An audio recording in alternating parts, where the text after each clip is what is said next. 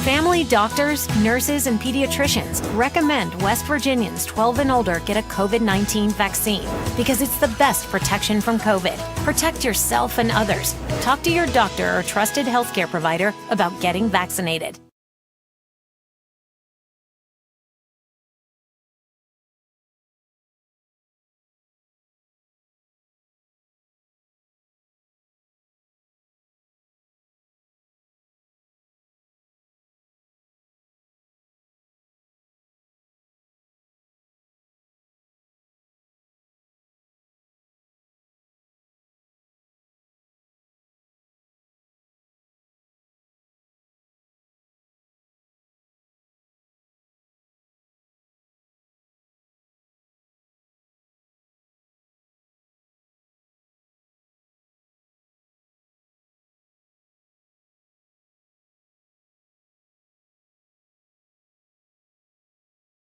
COVID-19 is still here, and the new Delta variant is stronger and more contagious than ever, and it's causing cases to rise across the country. If you're unvaccinated, you're at the greatest risk. Vaccination is the best protection from COVID. The vaccines are proven to lower the risk of infection and prevent serious illness and death.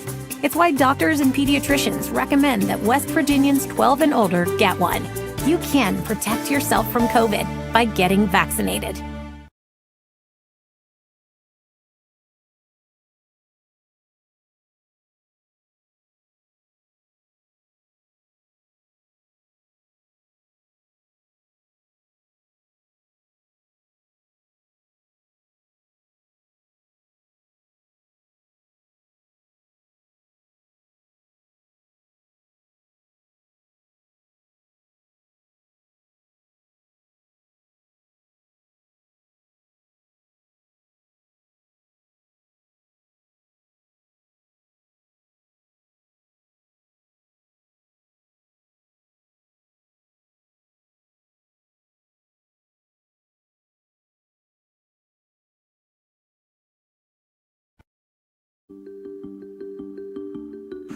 Hi, I'm Dr. Joanna Bailey. I'm a family physician working in Southern West Virginia.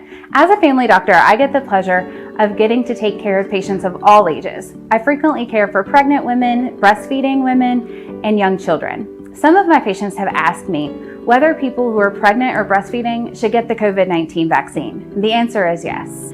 Pregnant and breastfeeding women across the country have chosen to get the COVID-19 vaccine since it was authorized. In that time, vaccine safety monitoring has shown that the COVID-19 vaccines are safe for pregnant patients and their babies.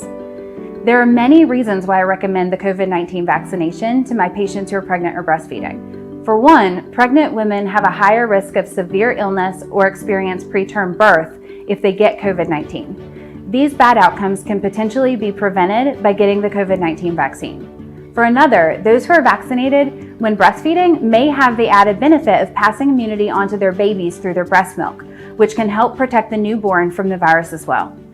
In addition to recommending vaccination to my pregnant and breastfeeding patients, I also strongly recommend that those who are close to them get vaccinated. This helps build a protective cocoon of immunity around the caregivers and their babies. If you have questions about COVID-19 vaccination during pregnancy or when breastfeeding, contact a healthcare provider. Thank you for watching. I'm Dr. Joanna Bailey.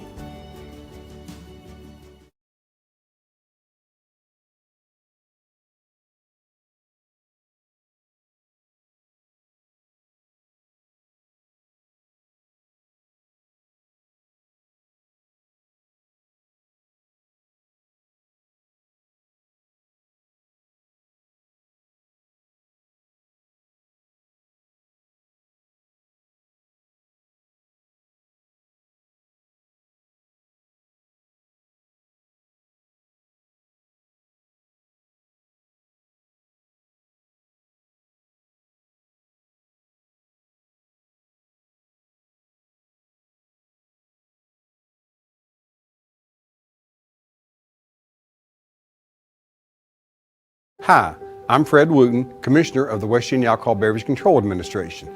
I know we all enjoy a night out with family and friends in our bars and restaurants, and I want to make sure we can keep our businesses open and operating at 100% capacity.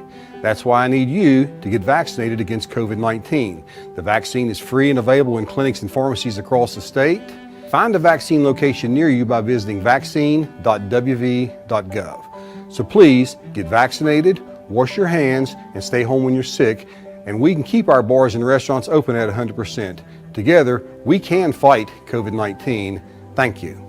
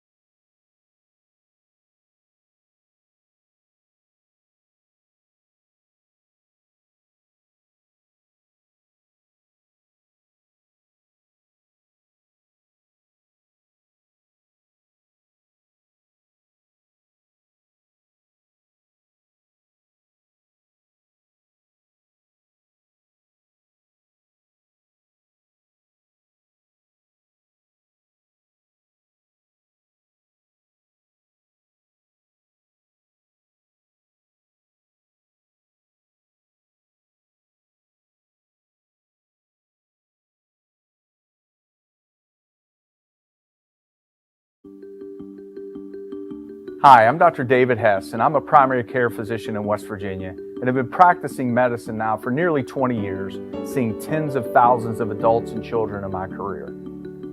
My patients sometimes ask me if the COVID vaccines are safe. My answer is yes. COVID vaccines are safe. They were first evaluated in tens of thousands of people who volunteered to participate in clinical trials. These clinical trials followed the same thorough safety and efficacy standards that the FDA sets for all vaccines in the United States.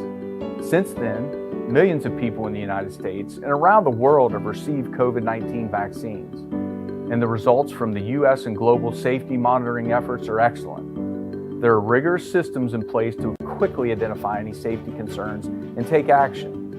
These monitoring systems provide information that allows public health and medical experts to update the recommendations and guidelines as needed to ensure COVID-19 vaccination is safe. When it comes down to it, COVID-19 vaccines are safe and effective. Vaccinations save lives.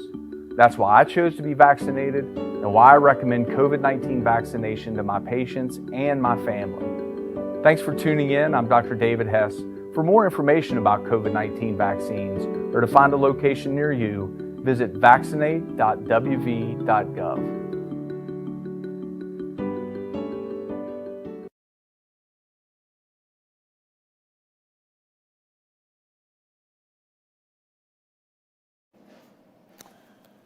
Hello, everyone. It's Wednesday, September the 29th. As I've told you over and over, we're going through almost the eye of the storm right now. We think that we're at the peak level to where, this surge could very well start down, and we're very, very hopeful that that's going to happen, along with being very prayerful. But at the same time, we know at any level of peak, we lose a lot of people. We've lost 74 people since Monday. I ask you again, join me in your prayers.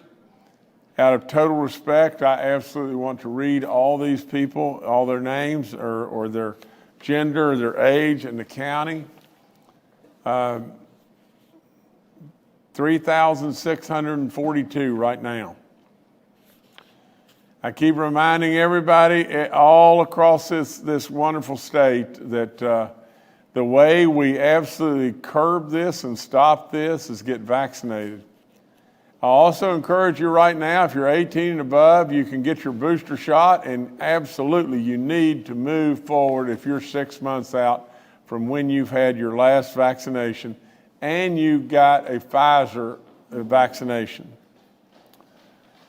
The 3,569th death in West Virginia is a 43-year-old female from Marion County. The 3,570th death, a 75-year-old male from Kanawha County. The 3,571st death, a 72-year-old female from Marion County. The 3,572nd death, a 43-year-old male from Wood County. The 3,573rd death, a 71-year-old male from Hampshire County. The 3,574th death, a 72-year-old female from Preston County. The 3,575th death, a 92-year-old female from Mineral County. The 3,576th death, an 89-year-old female from Kanawha County. The 3,577th death, a 97-year-old female from Marion County. The 3,578th death, a 36-year-old male from Cabell County. The 3,579th death, a 75-year-old female from Upshur County. The 3,580th death, a 74-year-old male from Clay County. The 3,581st death, an 86-year-old female from Doddridge County. The 3,582nd death, a 68-year-old male from Raleigh County. The 3,583rd death, an 87-year-old female from Kanawha County. The 3,584th death, a 97-year-old female from Marshall County. The 3,585th death, a 71-year-old female from Berkeley County. The 3,586th death, an 86-year-old female from Raleigh County. The 3,587th death, a 79-year-old female from Upshur County. The 3,588th death, a 60-year-old male from Preston County. The 3,589th death, a 65-year-old female from Fayette County. The 3,590th death, a 62-year-old female from Harrison County. The 3,591st death, an 80-year-old male from Harrison County. The 3,592nd death, a 72-year-old male from Logan County. The 3,593rd death, a 93-year-old female from Pleasance County. The 3,594th death, a 94-year-old male from Jefferson County. The 3,595th death, a 74-year-old male from Harrison County. The 3,596th death, a 72-year-old male from Harrison County. The 3,597th death, a 61-year-old female from Wayne County. The 3,598th death, a 76-year-old female from Harrison County. The 3,599th death, a 44-year-old male from Hancock County. The 3,600th death in West Virginia is a 69-year-old male from Monongalia County. The 3,601st death, an 81-year-old female from Fayette County. The 3,602nd death, a 78-year-old female from Tucker County. The 3,603rd death, a 52-year-old female from Doddridge County. The 3,604th death is an 87-year-old female from Upshur County. Now we've got 38 additional deaths that were reported to us today as a result of the DHHR's continuing reconciliation of the official death certificates, and as we get these in, we'll report these just as we're doing right now. The 3,605th death is an 88-year-old female from Lincoln County. The 3,606th death is a 67-year-old female from Clay County. The 3,607th death is a 53-year-old male from Upshur County. The 3,608th death is a 74-year-old male from Harrison County. The 3,609th death is a 51-year-old male from Kanawha County. The 3,610th death is a 68-year-old male from Pleasance County. The 3,611th death is a 48-year-old female from Jackson County. The 3,612th death is a 73-year-old male from Wetzel County. The 3,613th death is a 76-year-old female from Monongalia County. The 3,614th death is a 66-year-old male from Kanawha County. The 3,615th death is a 75-year-old male from Tyler County. The 3,616th death, a 91-year-old male from Wetzel County. The 3,617th death, a 69-year-old male from Hancock County. The 3,618th death, a 54-year-old male from Cabell County. The 3,619th death, a 67-year-old female from Randolph County. The 3,620th death, an 86-year-old male from Monongahela County. The 3,621st death, a 77-year-old male from Upshur County. The 3,622nd death, a 64-year-old female from Marshall County. The 3,623rd death, a 79-year-old male from Calhoun County. The 3,624th death, a 67-year-old male from Upshur County. The 3,625th death, a 77-year-old male from Nicholas County. The 3,626th death, a 50-year-old female from Clay County. The 3,627th death, an 88-year-old female from Harrison County. The 3,628th death, a 53-year-old female from Wetzel County. The 3,629th death is a 68-year-old male from Kanawha County. The 3,630th death is a 76-year-old female from Cabell County. The 3,631st death is a 54-year-old female from Marion County. The 3,632nd death is a 76-year-old male from Boone County. The 3,633rd death is a 53-year-old male from Mercer County. The 3,634th death is a 57-year-old male from Upshur County. The 3,635th death is a 75-year-old male from Fayette County. The 3,636th death is a 77-year-old female from Gilmer County.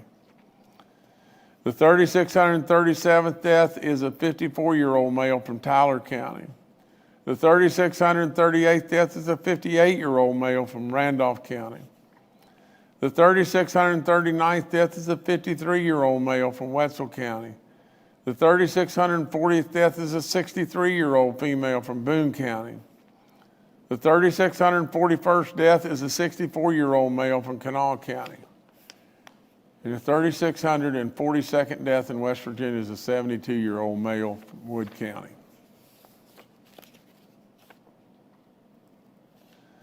I'm telling you.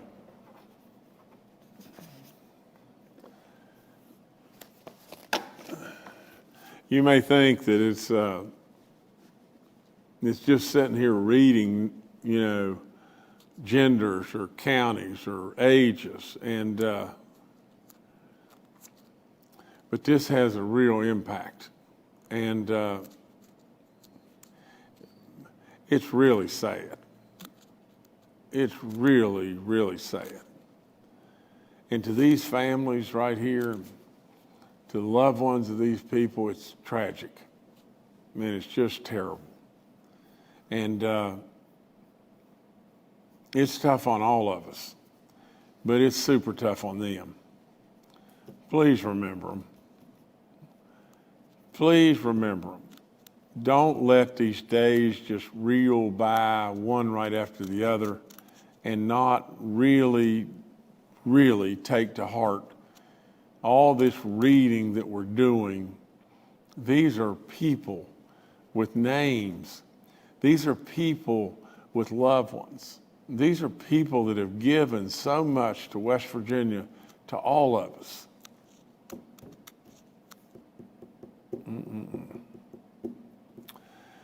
13,000 active cases is down again. The active cases are looking better. The new positive cases are still high, but better, 1,496. Daily positivity rate at 9.54, which is still really high. Cumulative continues to move towards 6% at 5.86. Recovered cases are 221,000 in West Virginia. The number of hospitalized people are 974, and that's down just a little bit. But our ICU numbers are now at a new record high with 298 people in the ICU. 187 people are on ventilators, and that's down just a little bit. And we've got 4 green counties in the state. There's absolutely every reason to believe we're right in the eye of the storm. We're right at the peak of the surge right now. We're going to lose a bunch more people, West Virginia. There's no question about that. But in all of that, absolutely for them, for respect for them, I truly believe that all we can possibly do to stop this is to get vaccinated. That's all we can do. Now, whatever it may be, we can't have all these people just die in vain and have this just continue to go and continue to go. Now, I'd be the first to say, I reiterated it again last night on Fox News with Brian Kilmeade. And absolutely, with all in me, I do not feel comfortable with this mandate stuff and everything, because first and foremost, we are Americans, and we do have our freedoms. And we do not want to divide us even more, do we? I mean, do we want to absolutely fragment us even more and more? We're way too divided as a nation in the first place. So with all that, all I can possibly do with a good conscience is continue to urge you in every way to get vaccinated. The boosters are open. We need a run on the bank. A lot of people have responded. And as we continue to move through our nursing homes and everything with Pfizer, we're making tremendous headway in a lot of different areas.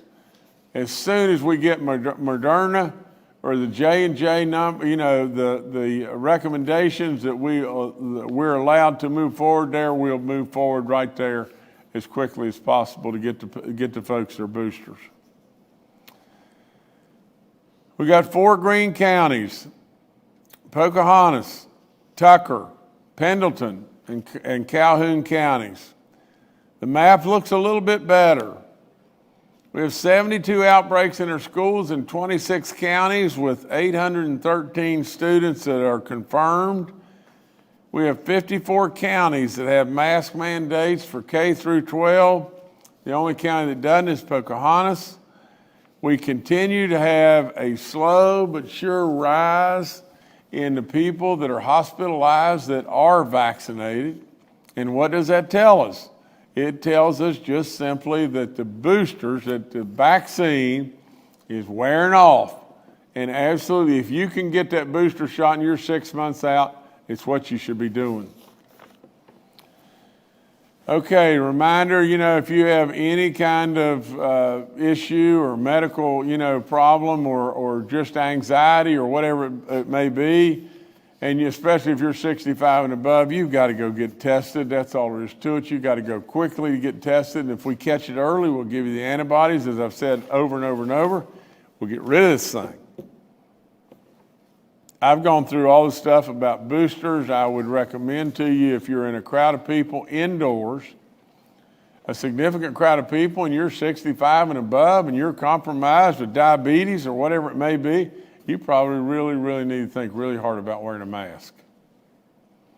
As far as where you can get your shot, all you got to do is take your vaccine card and go anywhere giving out vaccines, and you'll get your booster right then.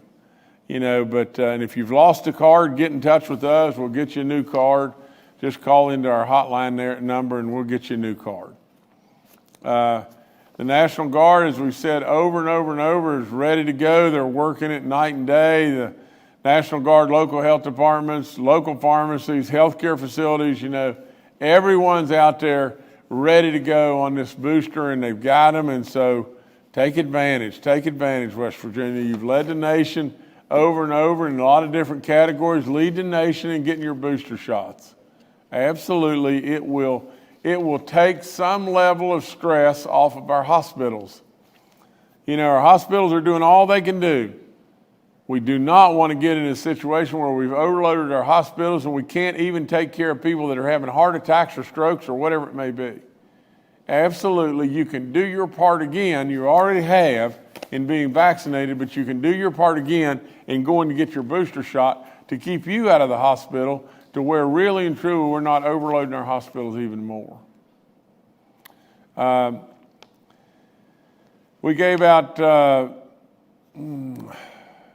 well, I guess the bottom line is we crossed across 1 million people in West Virginia that now have their first shot. We had to back up on the numbers. We took a little cannonball to the stomach in regard to the CDC's fault. You know, we've not given out as many doses in the last, I guess, 24 hours as I'd like to see. We got to give more and more and more. We have 64% of our people that have now received, 64.5% that are 12 and older have received at least one shot. 86.8% have received one shot of the 50 and olders, and 92.7% of the 65 and older. So some numbers good, some numbers we can do better. We absolutely need to just keep pouring it on.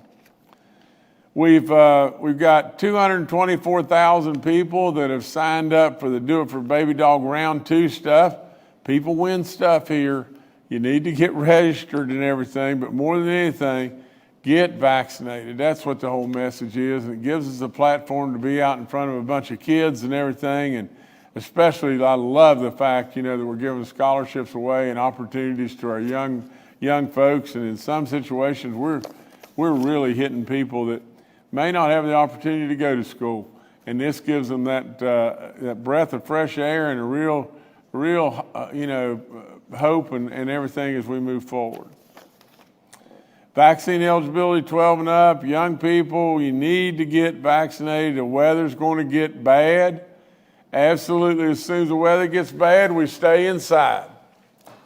The likelihood of you ending up with COVID and everything from this Delta variant being highly infectious and being inside is pretty daggum high. Absolutely, the possibility of side effects, you know, if you're a young person and everything, is real. From the standpoint, if you're a parent, I just don't see how in the world you don't decide to get your kids vaccinated, even if you choose not to, because those kids depend on you. They really depend on you. This vaccine is incredibly safe. It'll help all of us, but absolutely I worry about those side effects with our young people more than anything. Grand families, got 19,000. Take advantage of this voucher and everything. Get those kids vaccinated. Help us. All the information on the vaccine info line's up. All the testing is free. We thank Fruth. We thank Walgreens over and over for all that they've done. We're down a little bit in our outbreaks in our long-term care facilities at 77. We only have one active outbreak in our church community. Way to go. Way to go to all of our church community. Great, great, great work. We all know the churches are a big-time area where this can spread and it can cause all kinds of issues, but only one county, Wayne County, the only one that we have in the state. That's really good. As far as corrections, we have 260 cases, inmate cases. We're doing some additional digging here, and I don't really have any answers to it right yet, but Kenny Bass was good enough to bring to our attention, that we may have some inmates that are still, looking for vaccines and everything, and we've got to get those vaccines to them. And we want to just keep digging in that and everything in every way, and get to the bottom of it to see if it's real or not real. But we're getting to the bottom of it right now. We have not, found any evidence that be the case, but we're offering vaccines to all the inmates in all the jails, and if we find that, we're going to run to the fire and take care of it. As far as giving blood and plasma and everything, I recommend that to all of you. We continue to work with all the hospitals. We're going to help our hospitals in every way. We've got to keep our hospitals up and running to be able to serve our people and everything. And we're going to absolutely stand arm in arm with them and get them through this and get them through the financing, the financial end of it, and any additional help we can send their way, we're going to be able to do so. And I remind everybody about getting your flu shot. You can take your flu shot and your COVID shot at the same time, and I remind everybody to do that. You know, it's getting ready to get cold, like I said. Flu season's right on us. Thank you a bunch.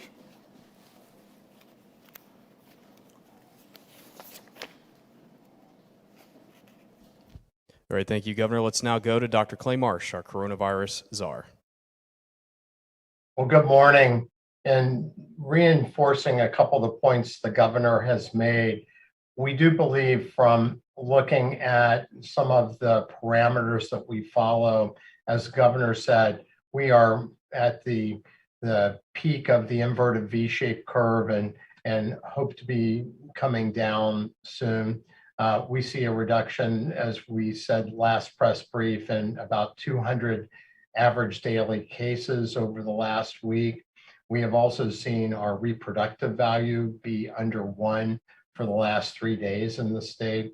And we see some of our counties that are changing fall-like colors, which is good news for us, away from red, more to orange and yellow.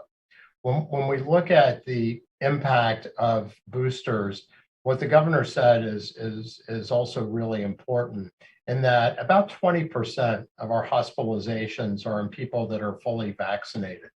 And when we dive into that, which is also on the DHHR dashboard, and we look at the impact of vaccine breakthrough cases in people who have died in West Virginia, and the governor is reading a lot of names at every press brief, which we very much want to do all we can to reduce. But when we look at deaths, and we look at deaths since the vaccines became available, we see that about 6% of West Virginians who've been fully vaccinated have died that have been vaccinated since the vaccines became available in December. And when we look at the ages, we find that over 80% of those deaths have occurred in West Virginians that are over 70 years old who are fully vaccinated.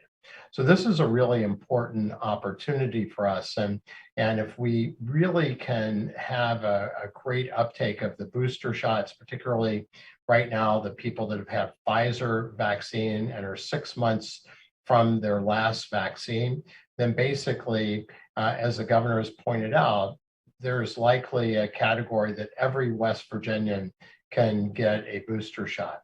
And when we look at Israel, we know because of the real aggressive vaccination rates that Israel had, that at one point, over 60% of their hospitalized patients were fully vaccinated. And when they gave their citizens the booster, they have seen that rate of people who are fully vaccinated being exposed to any severe problems go way down.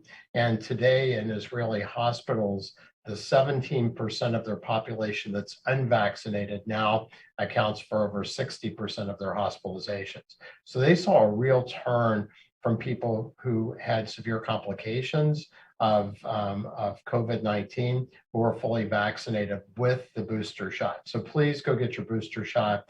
That is really, really important. Moderna has applied with the FDA, submitted their data and about a booster shot as well. And the at least thought that's coming out is that may be a booster shot with half the amount of vaccine that was initially given with Moderna. Remember, the Pfizer vaccine for Americans 12 and older is a 30 microgram dose of the vaccine. Moderna and their shots were 100 micrograms of vaccine, over 3 times as much. And because of the potentiation, the benefit, the lack of loss of potency that we saw with Pfizer, Moderna thinks that the dose can be reduced, and that with the FDA is at least what we're getting signaled might happen. Also, Pfizer has submitted their data on the under 12-year-old, the 5 to 11-year-olds, and we anticipate that will go in front of the FDA at some point in the near future, and we'll hope to get approval so that 5 to 11-year-olds can get the vaccine within a month or so. So West Virginia, please go get your boosters. If you haven't been vaccinated already, please do that. Really important moment for us related, as the governor said, to the hospital capacity.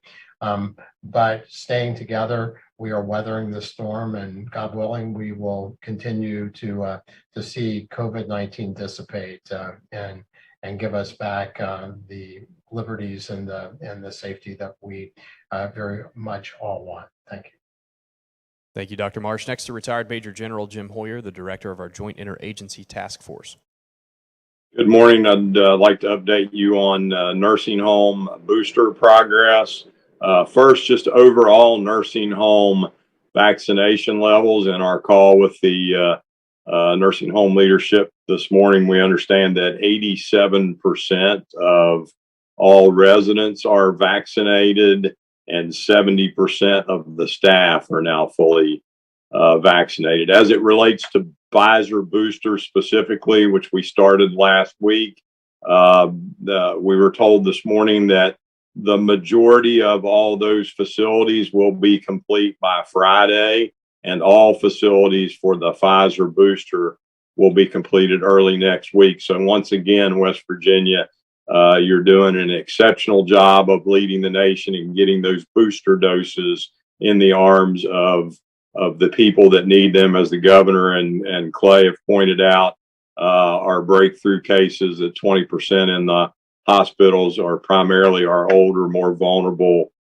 citizens with vulnerable health issues. So we continue to work that. Antibodies, we continue to sign up facilities. There is process that we go through with DHHR team and HHS to get that done. We did receive an increase in the available antibodies. We are specifically in West Virginia focused on the Regeneron subcutaneous doses, which are more easy to administer, although our hospitals will continue to get the IV doses. Again, point out that as the governor pointed out, 64.5%, 12 and above, have received at least one dose. Our trend line continues to go up, but as the governor points out, and we all point out, just not fast enough. We've got to get faster at this. We've got to get more people educated. And let me put it to close out and put it in this context for you. Spent a lot of time with the governor in 2016, going through the mud in a lot of different places related to the response to the 2016 1,000-year flood event. A 1,000-year flood event, 2016, we lost 23 great West Virginians, to include a young lady that we spent weeks trying to find her, recover her body. Take that and divide that number into 3,642. We've gone through the equivalent of 158 2016 flood events of loss of life. We created all kinds of committees. We did all kinds of work to mitigate future threats related to flooding. We've got to get people educated, and we've got to get vaccinated so that doesn't go up to 200 or 300 equivalent 2016 flood events. So West Virginia, please get educated on the value of the vaccine and get vaccinated. Thank you.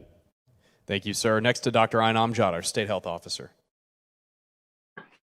Good morning.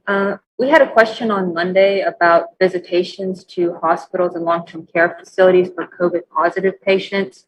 And I just want to remind everyone that the hospitals and long-term care facilities had to readjust some of their visitation policies in order to keep patients safe and families and other staff safe. So we do want to remind everyone that some places do have some visitation policies. You might have to call the facility first.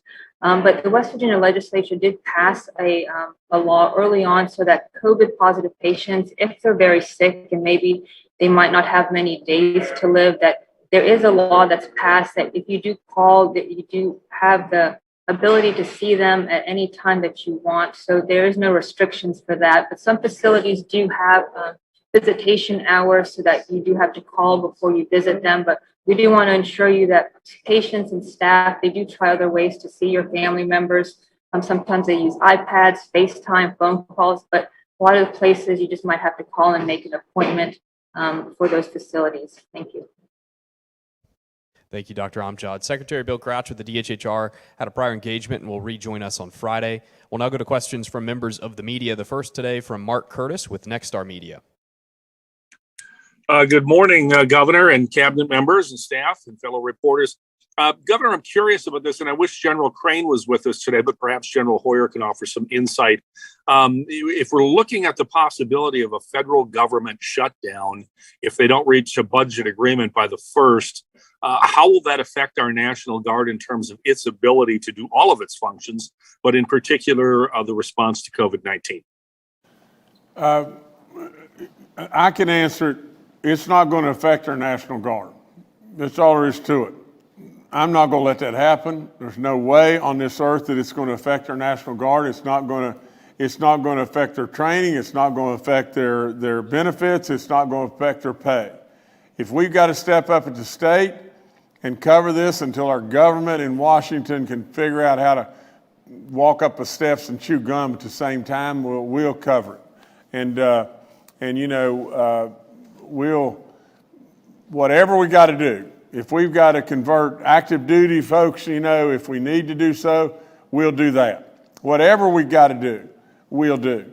It is the 6th time. I mean, this is the 6th time in the last, 3 or 4 years that we've been through the same drill.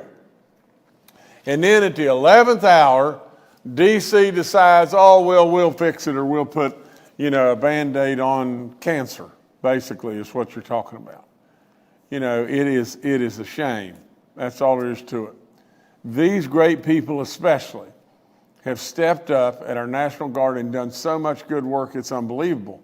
It is flat unbelievable. And how in the world we can put them through this, of all people, I don't get it. I just plain don't get it. But Mark, thanks for your question. Absolutely. That gives us a platform to be able to tell all these folks that they can rest easy.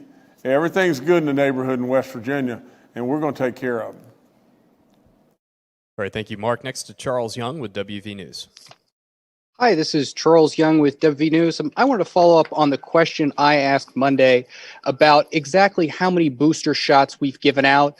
I know on the dashboard we list the additional doses, but on Thursday, Friday, before the boosters were authorized, that number was at 11,000 something. Now it's at 14,000. So could somebody explain how many of those are additional doses? How many of those are boosters? And what is the reason that we're lumping those two figures together? Thank you. Okay, General, you got to take this one, sir. Yes, sir, Governor. So, Charles, it's the way the systems, the federal systems and our state systems allow us to track and report, and those two are tracked together.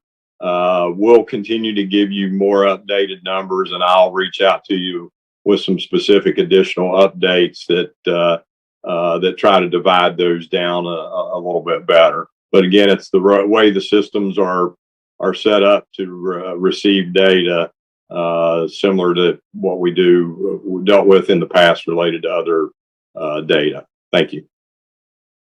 All right, thank you, Charles. Next, we'll go to Annie Moore with WVVA. Good afternoon, Governor. Good afternoon, everyone.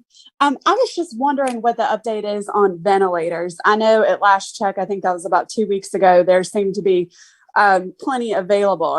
Is that still the case? Are we needing additional resources from the feds? Okay, Annie, how you doing? I appreciate your question and everything. Maybe Dr. Marsh, you can answer this for us. Yes, thank you, Annie. We have plenty of ventilators in our supply catch, and we work closely with the hospital systems and the hospital association, but also through the DHHR and our inventory. We maintain a set inventory of at least 50 ventilators in excess all the time. So we are not having any problems identifying ventilators to use. The hope is that as we see this surge with COVID-19 start to reduce in the following 2 to 4 weeks after, we would predict that the hospital numbers will also start to decline, and that will reduce that pressure that the hospitals are seeing right now. Thank you. All right, thank you, Andy. Next to Anthony Kahn with WCHS and Fox 11. Morning, everyone. Anthony Kahn with WCHS TV. Going back to the possibility of a government shutdown, Governor and anyone else, how do you anticipate this impacting the state? Specifically, national parks come to mind, particularly New River Gorge. Thank you. Well, Anthony, first and foremost, I don't think it'll ever happen. But if it does happen, the parks will close for, excuse me. Let me just pause just 1 second and everything. Brian, maybe you could get, as far as our state parks, it don't affect it anyway. Okay, Anthony, I just want to make sure that I'm right in what I'm telling you. I was, from the standpoint of our national parks, yeah, our national parks will have to close. But as far as our state parks and everything, it won't have any effect whatsoever. All right, thank you, Anthony. Next to Paul Mullen with WCBC. Good morning, Governor. Good morning, panel. While Mark Curtis was out of town, I started to get emails from Putnam County, which is a bit out of my area, but their concerns are legitimate. I'm hearing from mothers that they have elementary school kids and they're sending them to school and they're not convinced that the mask mandate they have in Putnam County is good enough or to protect their kids. Governor, I know you've answered the question before as to whether you would do a statewide mandate and you want to have local control. Has there been any thought to giving that local control to the health officer in the county rather than the Board of Education? I know the Board of Education is elected and the health officer is appointed, but a pandemic is more of a medical issue than an education issue, although it impacts education. Thank you. Well, Paul, the one thing we've done, and I'm proud of this, we didn't try to mandate stuff from a state level and push it down on our local levels, did we? We let our local officials make their own decisions. Pocahontas County still remains in the green. Pocahontas County is the only county in the state that doesn't have a mask mandate today. But they've been one of the only county, if not the only county in their state that stayed green. Absolutely, local control is what we should be doing, and what we did here and everything, it worked. It worked. As things got worse and worse, people reacted, and people reacted along the way. Now, say what you want, but it has worked. Now, from the standpoint of in Putnam County, they probably have a little bit of a modification of the mask mandates that some other counties, maybe like Kanawha or whatever like that, may have. But really and truly, Paul, they should make that decision. They know their schools better than we know them here in Charleston. They should make the decisions, and from the standpoint of their local control and everything, I hope and pray that it'll continue to work. I want to just make I just want to pause just 1 second and see.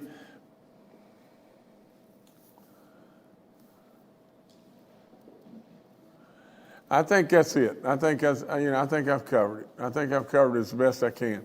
From the standpoint, like I said before, I think the folks in Putnam County need to continue to look at what's going on, and I'm sure they're monitoring everything that's going on in their school systems and so on. But I think we've done a good job in making the choice to let the local people, make those decisions, and they've made the decisions, and they've made good decisions as we move forward and everything. And again, I just reinforce, look what's happening in Pocahontas County, And look what's happened all across our state as we've progressed and we've turned more and more and more counties red. We had more and more action on the local levels. And so I think it's worked, and I think it's worked really good. All right, thank you, Paul. Next to David Beard with the Dominion Post. Hi. Wanted to follow up on General Hoyer's comment about getting educated about the vaccine. We know the challenges of social media. I see posts and memes every day with out of context stuff about exosomes and T cells and ivermectin. I know someone who won't get a vaccine, but will order over the counter or mail order ivermectin. And it doesn't seem like it's easy or possible to have a rational discussion because both sides get emotional. I wanted to ask the doctors and General Hoyer what you do when you encounter that kind of issue. How do you respond to them? And do you have any recommendations for carrying on civil discussions when both sides are so far apart? Thanks. General, you be the governor right now just for a second, General. No, thanks, Governor. David, I think, the governor talks about this with us on a regular basis, that we've just got to continue to keep to the grindstone and put out what is accurate scientific and medical information and try to be civil in our discussions with individuals from across the state, that what is factual and accurate information. And I know too that our discussions with Linda Lanier and her son Joe, who I found out again this morning is improving, but has been in the hospital for a couple of months now. And we have some other folks that we're going to bring on with the governor to tell the story. I think we've got to tell the story of those people who have experienced the devastating impact of what this virus can do to them and their families, to make sure that people understand the value of what is available to us with that vaccine. To me, just one second, Jordan. The general was I don't know how you've gotten so diplomatic. I mean that maybe when I said you be the governor for just a few seconds, you turned into a politician on us, because when I'm with you, you're not diplomatic like that. But nevertheless, let me say this. He mentioned a great West Virginian, a heck of a man. When he mentioned Linda and Joe just a second ago, and Linda Lanier and her son Joe, and I hadn't gotten an update in the last couple of days, but to hear that Joe's doing better, wonderful.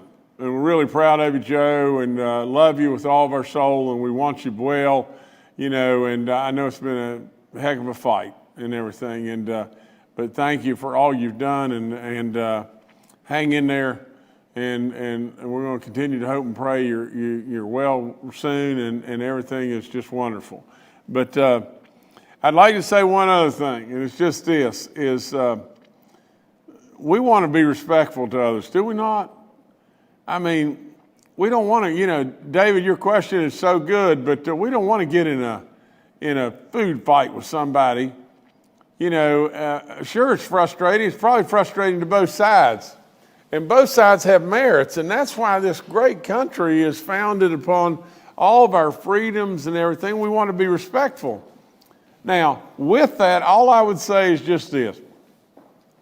You're dead right, David, and the Johns Hopkins doc, the head of all infectious disease at Johns Hopkins, said the number one problem that we have across this land is social media today, because social media distorts everything all the time. And then people choose one pathway that's the easiest pathway, is just say no, because they're nervous or they're anxious. I mean, he had it dead level, right on the money. Now, with all that, I would just say this to everybody. You know, if you're just scrolling down the street and some way you stumble off the sidewalk and a car runs over your leg and you're bleeding like crazy, I don't think at that point in time you're going to choose getting to a doctor as quickly as you possibly can and having a doctor try to save your life. I don't think you're going to choose looking up on your phone, Facebook, and what's going on and all that. I think you're going to choose trying to get to a doctor as quickly as you possibly can. And all I would try to tell everybody is just this. Just talk to your doctors. Just talk to the people that know. Just talk to the people that have good medical advice. And then make a decision. And then make your decision. But for crying out loud, I'll promise you, if you're laying out there in the road bleeding, you're not screaming for an update on Facebook. You're not doing that. You're laying out there screaming to get to a doctor. And so that's who I'd be listening to. All right, thank you for the question, David. Governor, I'll turn it back to you. General Hoyer said that in 2016, before I ever became governor, we waded to mud, and we did. We waded to mud together, somewhat either looking for bodies or trying to help others or help others to be able to clean out their homes and everything of all their possessions. I've never been through anything as far as a weather disaster of that magnitude. You know, if you just think about it, home after home, all their memories, all their possessions, they were loading up with shovels of mud and everything else under the sun and carrying them out and dumping them in a pile in front of their house. And then along came, you know, a National Guard inloader with a dump truck. And the inloader would gather up the stuff and dump it on the truck. And then off the truck would go to some landfill or some designated area and dump it. All their pictures, all their memories, all their everything, just thrown in a truck and gone. And those were the lucky ones. Those were the ones that really hadn't lost loved ones. Those were the lucky ones. And we lost 23. And it affected every single one of us across this state beyond belief. Did it not?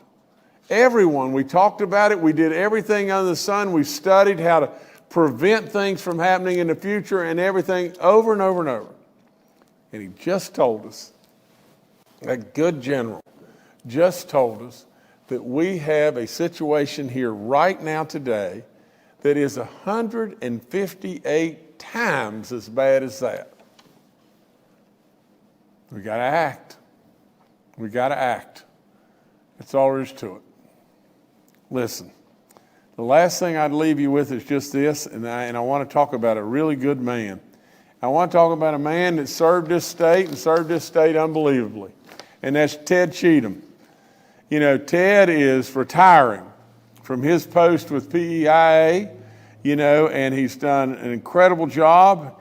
I want to read to you just a couple of things about Ted Cheatham. You know, he's been at this post since 2006. He was a U.S. Army veteran. He holds degrees in finance and personal management. He has an MBA, and he also has a law degree. He served this state really, really well. In a position a lot of times that people probably cast a lot of rocks, but he served this state and served this state really well. Today, I am announcing that Jason Hott, who's worked with us and everything, and he's been our current chief financial officer of PEIA, will be taking the interim position of Ted Cheatham. Now, with all that, I would only just say just this. PEIA, from the day that I walked in the door till now, we've not had an increase in premiums to anybody at any time. We continue to try to help. We put $110 million or $105 million in the PEIA fund to staunch it up and everything, and into a rainy day fund for PEIA. And we continue to try to help, and we had discussions today on how we could even help more as we go forward. Now listen, you got a lot of people out there in the state of West Virginia. We all expect, our medical premiums to go up, and go up, and they haven't. And really, I'm really proud of that, but it's just, on top of all that, I would just say this, that this day and time today, we need to try to continue to step forward and help our people in every way if we possibly can. So with all that, I congratulate Ted. I thank him for his service beyond belief. I mean, there's going to be times when people retire and people move on and everything else. Our cabinet is functioning really, really well. And so, again, congratulations, Ted, and thanks from every last one of us. A great job, well done. And Jason, now you got big shoes to fill, and we wish you the best and everything, and we're going to keep moving absolutely north. So thank you a bunch, and like I said, I guess I'll end with that. And the only other thing that I can say to you is just take heed to all that we're saying here. It's really tough when you sit here and read 74 great people, but nowhere close as tough as it is for those families, all those people that are those loved ones. Keep them in your prayers, West Virginia. We're going to get through this. If we're at the peak, that's good stuff, but we're not going down yet. We've absolutely still got a ways to go. Hang tough, West Virginia. Get vaccinated. Thank you.